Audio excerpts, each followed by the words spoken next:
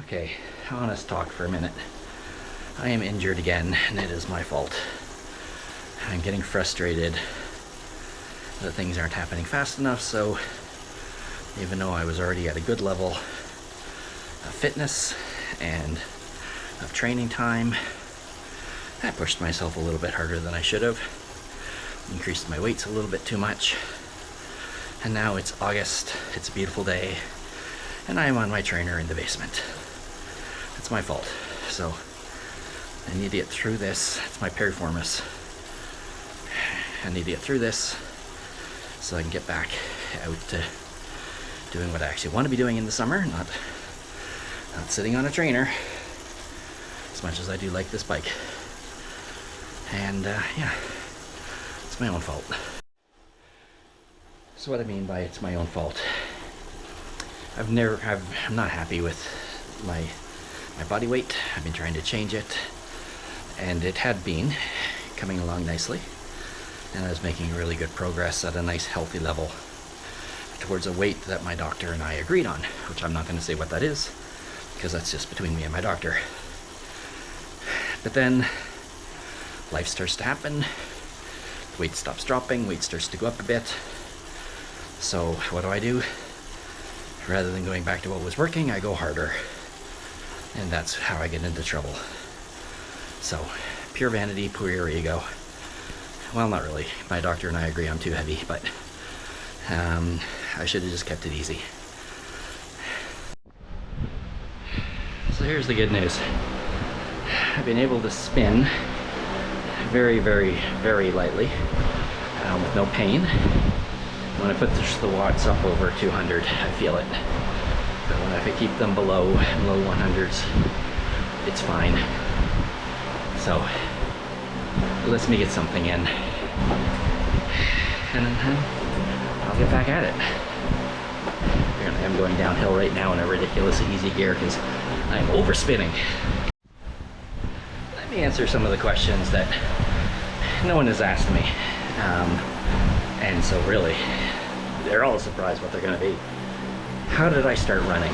Well, being a scrawny, nerdy teenager in high school, at a high school that was football obsessed, obviously cross country was the place for me. So it was a great place. I found community. I loved it. Led me on to university cross country, and then a friend network that continues. So yeah, that's how I started. Why have I never done full distance Ironman? I really haven't. I really wanted to. It's a lot of commitment. It's a lot of sacrifice of things that other stuff that I want to do, and honestly, I like going fast rather than long and slow. So that's why. How did I get into cycling? That was my dad's influence. My dad loved the sport, and it was very easy to pick it up from him. As far as triathlon goes, when I started university, I met the president of the university's triathlon club. They got me involved and never looked back. My absolute favorite, you're asking what was my absolute favorite run experience. For about 20 years ago, Peterborough, where I live, flooded. We had 200 millimeters of rain, fell in a few hours. So the next day, being responsible adults, some friends and I went for a trail run at the bird sanctuary up at the university, and everything was underwater. It was like the bridges were all washed out or on their sides. We really shouldn't have gone, but we did. And at one point we all ended up underwater because we fell off the bridges and fell off the boardwalks, and it was goofy and funny and silly, and my wife said she heard us giggling from well before she could see us coming back, and it was a great time with friends, and it's why one of the things I love about running. What is my 10K running PB? None of your business. What is my 40K time trial PB? None of your business. Because those things, they're mine, not yours. And we should all just do what we do, rather than comparing ourselves to others. How did I get into swimming, you're asking? Well, you're not, but I'm saying you are.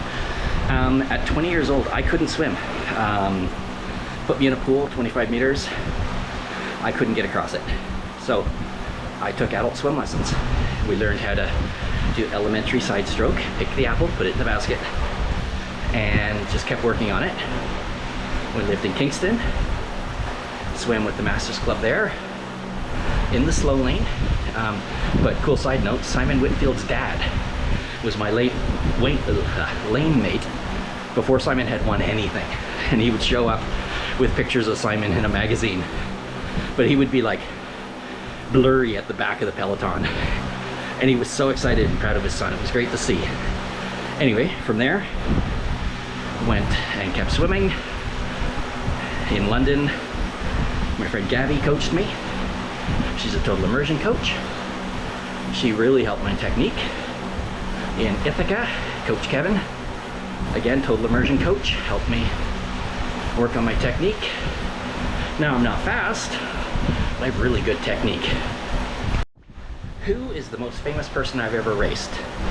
And let's put raced in scare brackets, because I was on the start line with them and never saw them again. On the track, Kevin Sullivan, that was cool. It was an 800, 2 laps of the track, and I was worried he was gonna lap me. He was that much better than everyone else. Obviously, future Olympian and Canadian record holder. And in duathlon, Chris McCormick had a race, international distance duathlon, so 10, 40, and 5. And again, he was directly in front of me on the start line. I didn't see him once the gun went off because he was way over the horizon by the time I got moving.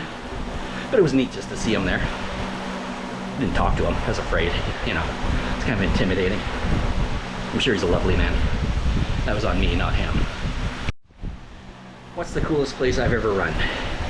That is tough. Maybe the Boulder Creek Trail in Boulder. If you want to feel slow, that's the place to go because everyone is just hyper fit there. Or the waterfront in either Halifax, which I love, or along the waterfront in downtown Victoria, BC, which is also another great place to run. What's the coolest place I've ever traveled to, not for work, other than home to Ireland? Fort Severn First Nation in Northern Ontario, right on Hudson Bay, in polar bear country, but I've never seen one. Just warm, friendly people, and beautiful, beautiful environment. Right up at the tree line, just at the subarctic, a really amazing place. What's next? Well, I'd like to get up to 185 followers because I think that would just make me really cool. But seriously, I really want to run well in cross country with my teammates in the Masters Club, and just enjoy training. I want to get my fitness and my health to the point where I can do what I want to do without feeling like I constantly have to hold back. Yeah, and just I want to fall in love with the sport again, which I am, because I found good people to train with. Coming to the end of my 30 minutes. There's a bit of fatigue in the performance, but nothing, not like yesterday or 2 days ago when I ran and it really hurt and I had to stop. So this means I can swim and I can do easy bikes. So that will give me something.